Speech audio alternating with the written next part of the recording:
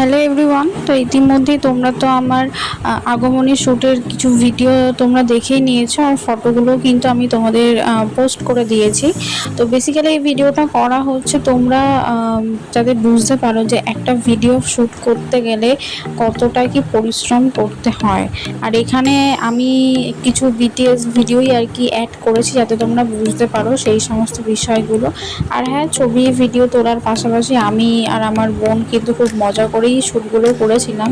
তো তারও কিছু ক্লিপস আমি তোমাদের অ্যাড করে দেব এর মধ্যে, আর কিছু বিটিএস ভিডিও তোমরা এর পরেও দেখতে পাবে। তো তোমরা এখানে দেখতে পাচ্ছ একটা ভিডিও করতে গিয়ে আমার কতবার করে রিটেক নিতে হচ্ছে।